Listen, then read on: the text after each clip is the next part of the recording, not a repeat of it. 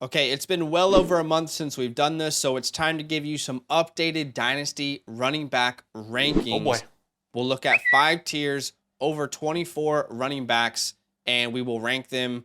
These series are notorious for having a lot of disagreements, so let's see how we go. Go ahead and do us a favor.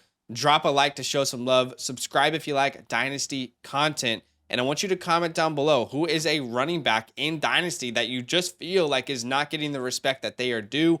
And do you want some solid rankings from myself, Badake, from all your favorite content creators, articles, Dynasty team breakdowns, and more? Then go ahead and use our code LAND when signing up to flockfantasy.com. There's a direct link in the pinned comment that will give you 30% off your membership. And if you choose that Mother Flocker tier, we'll be breaking down one of your Dynasty teams.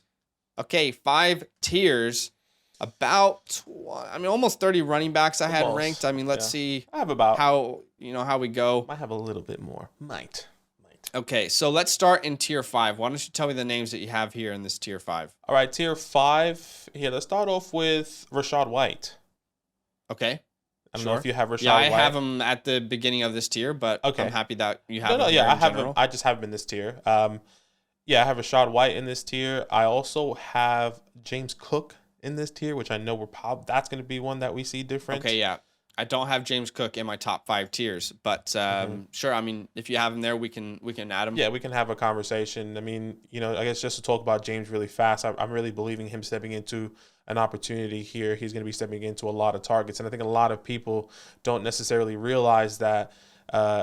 Yeah, Damian Harris is here, but I don't expect Damian Harris to take 80% of the workload. I think it's going to be a rotation. Maybe it's a 60-40, maybe it's a 50-50. And I think even with that, James Cook is also a phenomenal pass catcher, and then Damian Harris is not. He's not a pass catching running back, and I think that's the difference. And especially in a PPR format, I see James really taking the next step here in 2023. In a dynasty, it could be a little bit of a risk, but I hear you guys. I hear you. I've never liked the profile. I've never been in love with the player. I always think he's been overvalued. And I personally think the amount of volume that he'll need to see for him to be, some sort of top 24 ranked running back in Dynasty, I don't think he's going to see that. I'm not going to say Damian Harris will take all the volume, but I just don't think that he'll see that personally. But that's just one that we've disagreed on before in the past, so no surprise. Okay, I also have Cam Akers in this tier. He is towards the back end, but I do have him there. I have Kendre Miller. I know you probably don't. No, I don't. But you have more belief in James Cook. I have much more belief in Kendre Miller, and we've talked about that on the channel. But to me, if you look at these 2 running backs and you ask yourself, which one of these running backs could be a starting running back in the next, let's say, year or 2 and lead their backfield for a couple of years? I don't see a scenario in which James Cook profiles as that type of running back. Right. Whereas I definitely think Kendre Miller can do it. I know that James Cook was in college and Georgia running back split time, but even in college, we've never seen James Cook handle a full workload. We've definitely seen Kendre Miller do it at TCU, put up huge numbers his last year as they went on that playoff run. So to me, I think Kendre Miller just profiles as a much better running back. I don't have much faith in Alvin Kamara. I don't think Jamal Williams is actually all that efficient, and we'll find that out this year. So he's someone that I'd like to advocate here in tier 5. I also have Dalvin Cook, which I have no idea how to rank at the moment. I guess, if someone were to come to me at this very point and say, hey, I know you have Dalvin Cook. I know there's some uncertainty, but would you give me, let's say, or would you accept Rachaad White and I'll give you him for Dalvin Cook? Yeah, I would take White over Cook. I would take probably Kendre over Cook at this point if I'm a rebuilding team. Maybe even Cam Akers. I don't really know where to put Dalvin Cook at this very point. So I don't know if you have him in a tier higher or where you might have him. He is in this tier. I think he's just outside my top 24. So I guess he's within the tier, but outside the top 24, if that makes any sense. So he's like 26 around that area. It's just difficult to say. He's always been like in Dynasty, I guess this past year, RB from, I would say, 23 to 25 range.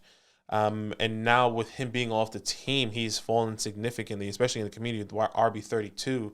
So I think once he finds a team, whether that's the Dolphins, whether that's the Bills, whether that's whatever team he's going to skyrocket and go right back if he does get a 2-year deal or a 1-year deal. I think he still has a lot of football to play, and I feel really confident in Dalvin Cook, I would say, over someone maybe like a Rachaad White if I'm in maybe a hybrid kind of a win-now scenario. But if I'm rebuilding, I think that's a different conversation, right? You know? For sure. He's a tough name because you said he had a lot of football left. I mean, I look at him and I'm thinking to myself, where does he go where he's like the workhorse? Do you know what I mean? Like, yeah, I hear you. We've heard reports that he might even go to the Jets. I mean, he wouldn't raise his value whatsoever going to the Jets. I wouldn't like that. I don't think anyone would. Really, really tough name to kind of evaluate at this very moment. Okay, my free agent darling buy, and it looked so hot until the NFL draft. That is David Montgomery. I have ranked here. And look, I mean, I'm a David Montgomery fan. I think he'll be great in this offense. It's just unfortunate that, of course, Jahmyr Gibbs was drafted because it's very difficult to value him long term. But he's on one of the best offenses in the NFL. I mean, they're top 5. Last year they were top 5 in points per game. Yep. And he's now behind one of the best offensive lines in the NFL. Definitely the best offensive line he's ever seen. And we've just seen someone like Jamal Williams break the rushing touchdown record. So I think he still should have plenty of value. He feels to me like in teams where you build around your quarterbacks and wide receivers, he feels like an ideal RB2 that you kind of just find late in a startup. Yeah. But that's where I currently have him ranked. You know, can't put him much higher than tier 5. Yeah, I completely agree. I do have Monty in this tier. He's obviously one of my higher guys. I feel really confident with Monty over someone like a Kendre. I would question Rachaad White as well, just based off of the opportunities. But yeah, I do like Monty, and I do have him in my tier 5 as well.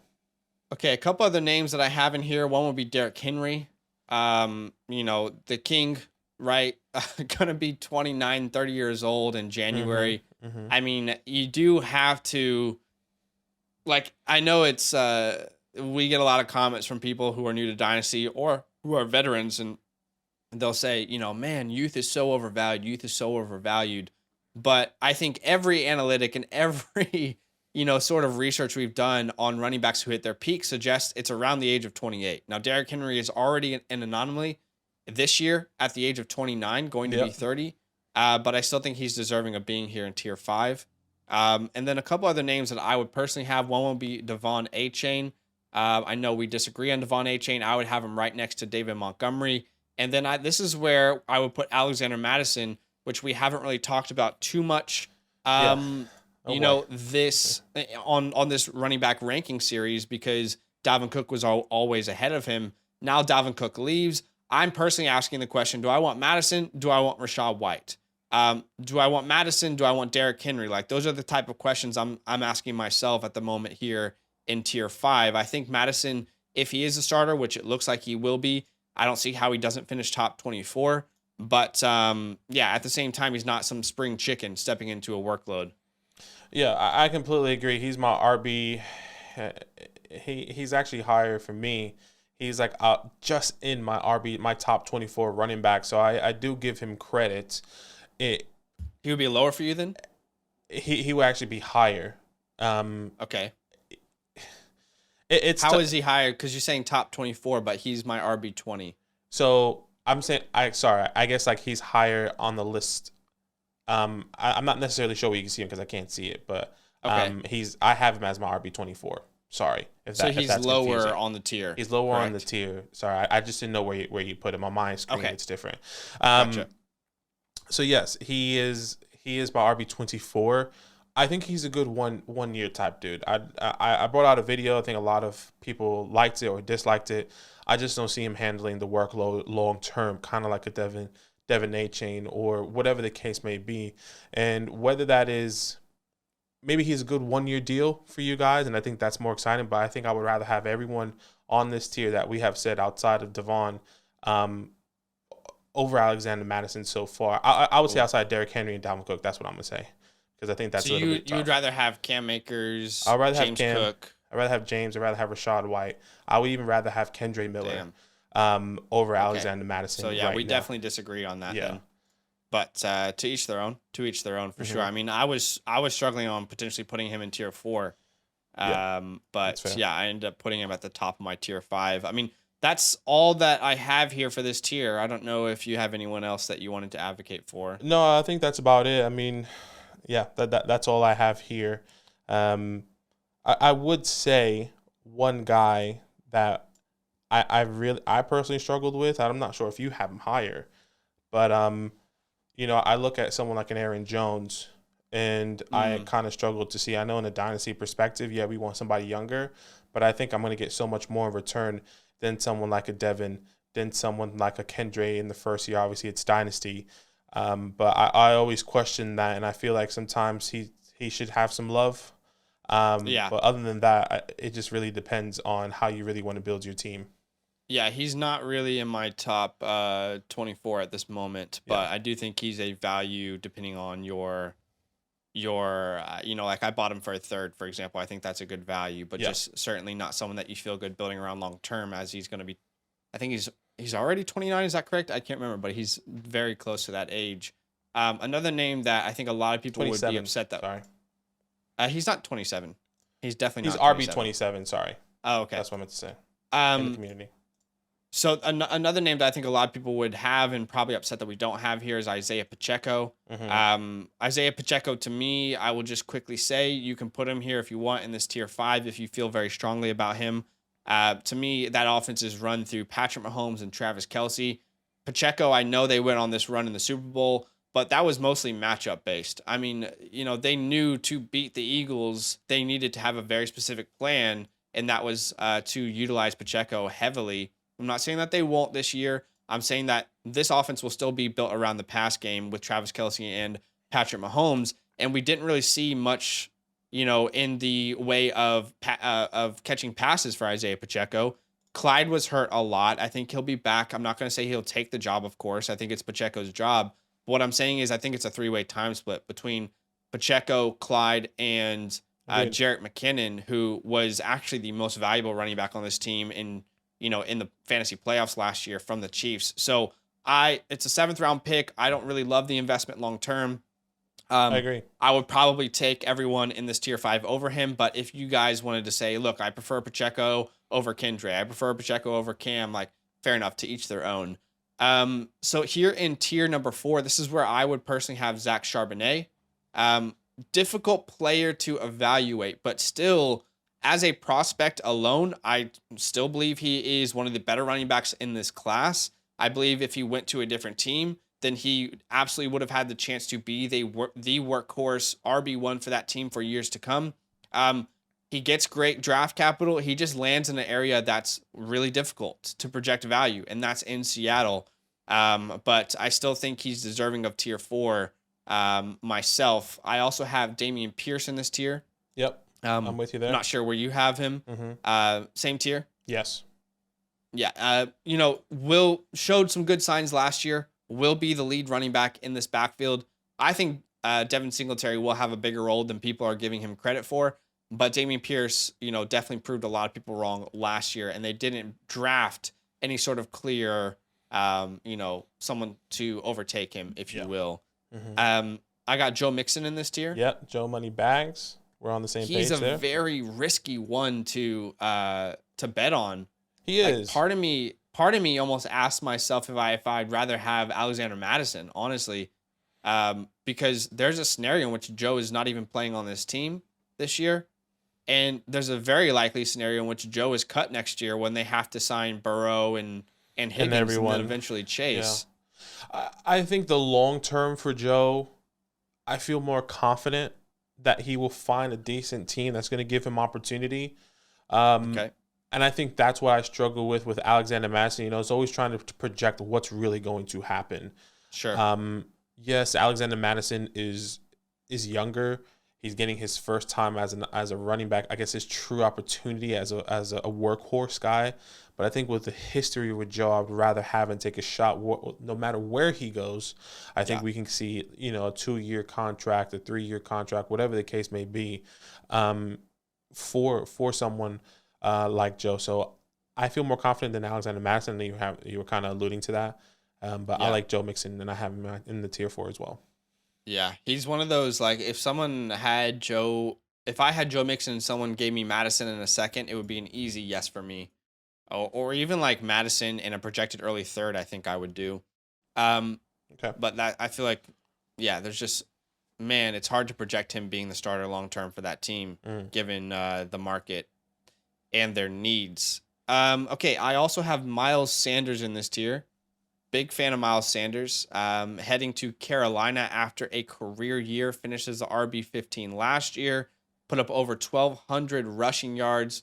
Wasn't as involved in the air as we want him to be, but he was heavily involved in the air at times before the Jalen Hurts takeover. Nobody threw the ball less to running backs than the Eagles last year, and now he joins Bryce Young and this Carolina Panthers team, coming off a contract where he got big time guaranteed money in a market where it's rare that happens. So I think he'll be even better in the air, probably not as efficient on the ground because it's, not as efficient of an offense, but I think he'll be even better in the air. Miles Sanders is one of the better veteran discount running backs I think you can find in the market at the moment. Yeah. I don't have Miles Sanders in this tier. I have him in my tier 3, actually.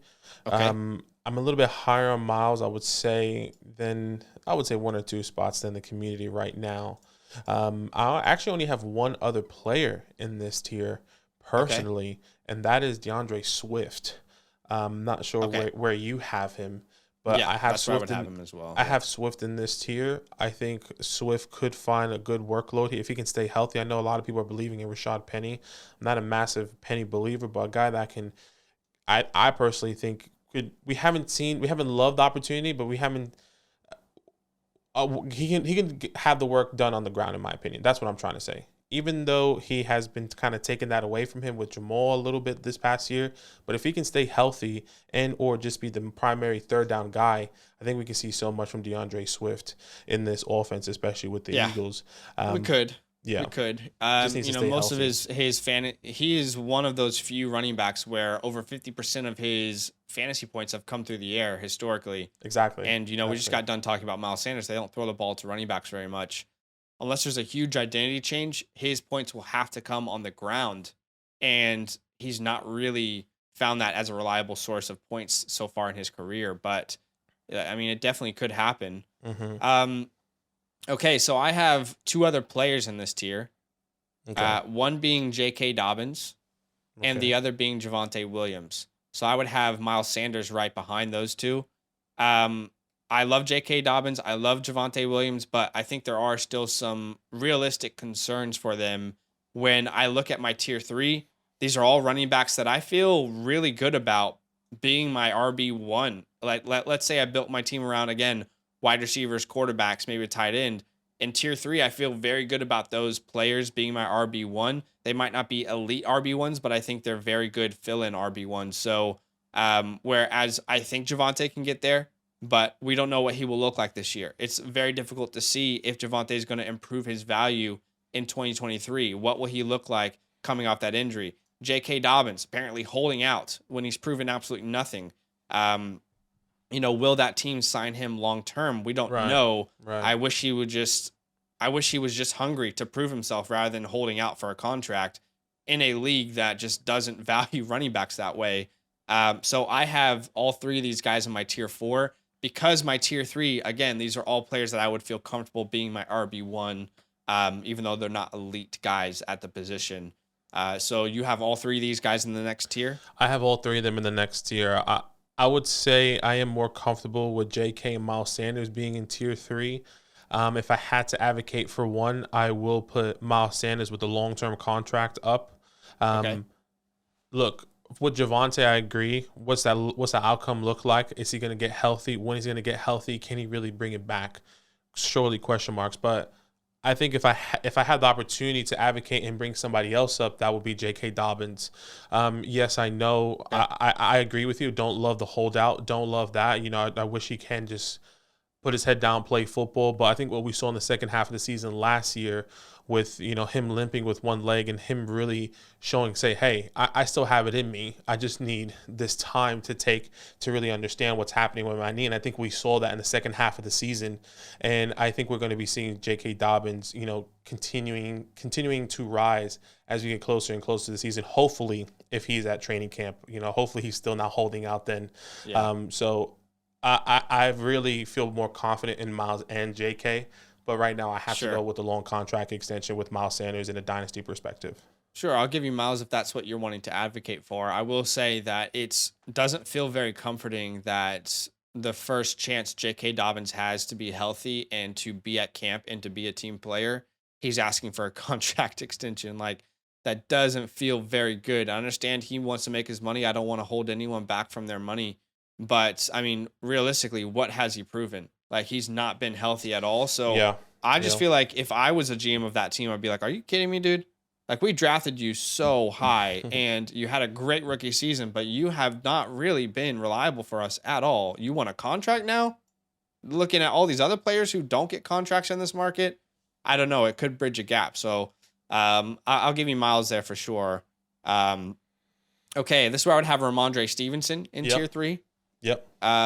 Still a player that is, I don't think anyone out there could really say to themselves that they feel super secure around Ramondre long term. What I will say is he is one of those running backs this year that looks to be a lock for top 12, which would be an RB1. This is where I would have Nick Chubb. Yes. Who I think will have a fantastic year with Deshaun Watson in this offense. I think that offense will be even better than it was last year, and he should be just as good. This is where I have Austin Eckler. Already some concerns long-term in Los Angeles. In fact, the disagreement between them this offseason would lead me to believe this is his last year in Los Angeles, which Agreed. Then you have to ask, will he be the same fantasy asset on a different offense? Given the market that we're currently looking at, will he get some sort of big-time deal? And he'll be, 28 as a free agent next year? Let me know if I'm incorrect. But it's difficult to project him being any higher than that tier. Yeah, he's 28 now. He should be 29, I would say, about this time next year. Hard to see a long-term deal, but again, similar to Ramondre, locked in to be a top 12 guy here in 2023. This is where I would have Ken Walker. I personally don't think there should be any more than one tier between Ken Walker and Zach Charbonnet. Drafted in the same round, yes, Ken Walker is the better prospect, but the team paid the same price for Charbonnet that they paid for Walker. Yeah, their pick may have been 10 spots higher, but they still paid a second-round pick for Charbonnet, and I think he'll be an important part of this offense long-term. And I think he does. Ken Walker's ceiling is capped by Charbonnet. I just don't think that there's a scenario in which, okay, Charbonnet is only going to be in for 20% of the opportunities. I don't see a scenario in which he isn't 35 to 45%, opportunities by the end of the season. Let's say from week 10 onwards, he's going to be involved, and he's the better pass catcher. So I do think he puts a cap on Ken Walker slightly. That's why I have them only one tier apart. Okay. I'm not sure where you have Ken Walker. No, I'm there with you. Everyone so far, we're on the same page with all these guys. I'll give my input. Two players I have left. Okay. That's Najee Harris, and that's Tony Pollard. Okay, good. That's good. That's good to know. That's what I was worried about. Any disagreements here? I was worried about Tony Pollard. I have Najee Harris in my tier 2. He is my last running back in my tier 2. Honestly, not willing to advocate because I do love Najee, and I do agree that I do believe he's going to have a massive breakout year. I believe this whole Steelers team is going to have a great year, in my opinion, this year. So you have Najee in tier 2, I do have him in tier 2, yeah. Okay. My biggest concern was Tony Pollard. Didn't know where you had Tony Pollard because I knew we kind of saw that a little bit differently. I do have him in this tier. He's kind of in the second half of this tier for me, towards the end, of this tier for me right now. I like Tony Pollard. I think, once again, another long-term question. We were questioning it this year. We were saying, well, Jerry's going to make a big splash for if Bijan or Jameer falls. They both went top 12. If there's another running back to that caliber next year that could go in the first round, I think Jerry could make another big splash or get somebody like an Austin Eckler who he might like, someone like a J.K. Dobbins who he might like that's a free agent. So many different, a Derrick Henry, right? Who's going to be a free agent next year? So many question marks with Tony Pollard long term. I think if you are a competing team right now, I like Tony Pollard, but for me, question marks with the longevity. But I had to give him his flowers. He did well this past year. I hear you. What I will say is there you can almost play that, like, because I do have Pollard ranked ahead of Najee myself. I would prefer Pollard right now if I was on a win now team. Just to play devil's advocate here, Najee, 25 years old, right? Same age as Josh Jacobs. I know that sounds crazy. Jacobs feels like he's been in the league for a long time. Najee was not a young spring chicken coming into the NFL. If Najee, and I know he had his foot injury last year, but if Najee is as inefficient as he was last year, again this year, then we will have, in my opinion, more question marks around Najee being the future of this team at the running back position than Tony Pollard. I agree. Just playing devil's advocate there. And, you know, when you look at the two offensive lines, the two offenses, who is leading those offenses at quarterback, I feel more confident in Tony Pollard and the Cowboys with Dak Prescott than I do with projecting Kenny Pickett and this offense taking a huge step and Najee becoming like a super efficient running back, which, you know, he wasn't really all that efficient as a rookie. He just had a ton of targets because Big Ben was completely immobile and dumped it off. So I do like Najee. I think he's older than people realize. I think he's more inefficient than people realize. And I'm concerned that if he is as inefficient as he was this year in 23, that there could be some serious question marks around him long-term in Pittsburgh this time next year. So I don't dislike him, but no, I would say he carries as much risk as Tony Pollard. And if Najee Harris is just who he is so far in the NFL, they won't pick up his fifth-year option, in my opinion. They won't pay him that much money. So yep. I just have my own concerns. Definitely can. I can definitely see the pathway, and I think, you know, I am projecting for Najee. I feel more confident in this offense coming into its second year, kind of like you were saying with Kenny. They invest in Darnell Wright and in this offensive line, and I think another year in this process can really help him. And he finished RB, I think it was a RB 14 or 13 this past year. Wasn't the best, but I mean, if he can get the opportunities in the air as somewhere near to where he did in his rookie year, I'll be really excited. Don't think we're gonna see that, dude. Yeah, and look, I really don't think we're gonna see that. I mean, in his rookie season, it was kind of absurd. I agree. He was tied for the most targets amongst the running back position with Austin Eckler at 94. Like it's just he's never going to be there again, in my opinion. It was just this, and I said that all last offseason. But look, anyway. I can definitely see the argument. I think for me, if he can get all the same attempts on the ground and maybe break 60 receptions or 60 targets hypothetically, I think he can still finish as the top 8 guy at least, and I think that's kind of where I have him and I feel comfortable in right now. So. Who's to say how big of an impact the foot injury had on him? Maybe he proves me wrong completely and comes out and, is well over 4 yards per carry. But I mean, last year, what was it, like 3.8 or something like that? Yeah, if I remember correctly. And I know the offensive line played a big part there for sure, but it's not like he was like, this incredibly efficient runner coming in. He's always been he's not explosive, but he's not like Travis Etienne explosive, Saquon Barkley explosive, So anyway, I would also say, just to close it as well, I completely forgot my thought process already. Yeah. Last thing I was going to say is like there's also a ton of miles on that body already from Alabama. So just keep that in mind. He's not like, entering in with, very few miles on the body, but anything, did you remember what you're going to say? No, I did not. It's okay. Maybe I'll figure out later. I was already looking at the next person already. Okay, I have 3 running backs in tier 2. The first one will be Josh Jacobs. Right.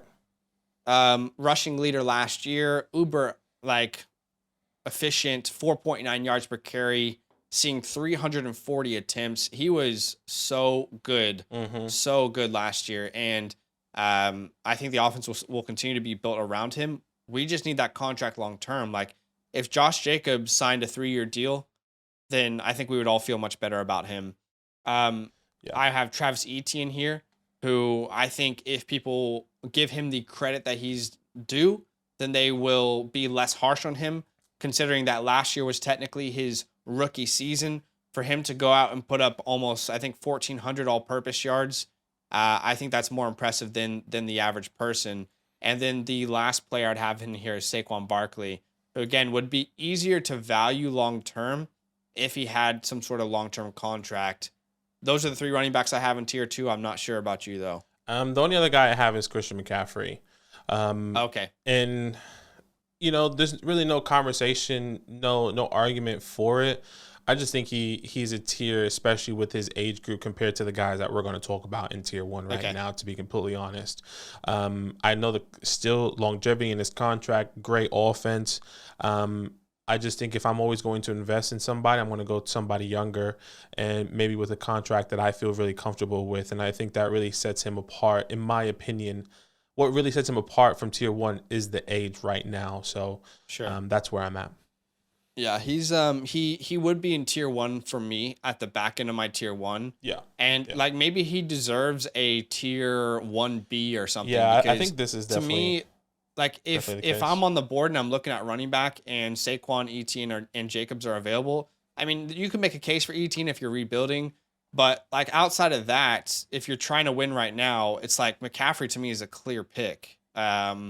You know, so I feel like he's deserving of tier 1 because yes, he's older, but man, he's a fantasy superstar. Yeah, and I agree. You know, he's going to be a fantasy superstar for at least 2 years probably. And I don't think we can think too long in Dynasty, you know, because if we're just constantly rebuilding, we're never actually competing. So yeah, I hear you. I would have him in tier 1. Yeah, the other players I would have in tier 1. Happy to have him in tier 1, to be completely honest with you. Yeah, okay. The other players I would have in tier would be Jonathan Taylor, who I think is going to have a good bounce back year. Jahmyr Gibbs, who some people might think that's too high, but I mean, the draft capital is ridiculous. In PPR formats, I think he's going to be heavily utilized in the air, and he's one of the more explosive running backs I can think of in recent years. This is where I would have Breece Hall as my RB2 and then Bijan Robinson as my RB1. So that's what my tier 1 would look like. I'm right there with you. I would just swap over Gibbs and JT at the moment for me. But that's all. That's really what's different on my tiers. Yeah. Sure. So that is what they're looking like for us at the moment. Wanted to give you guys an update. I think really the only massive point of difference would be firstly Kendre Miller, Devon Achane. Yes. Secondly, I would say the way we are valuing Dobbins and Javonte Williams. Like I mentioned earlier, like I just can't see myself with Pollard, Eckler, Chubb, Ramondre valuing them the same at the moment. Just I think they can get there, but there's some hurdles. Yeah. And then I think that's really the main differences. Yeah. I mean, I think we kind of saw eye to eye in a lot, not crazy disagreements, but yeah, good compromises.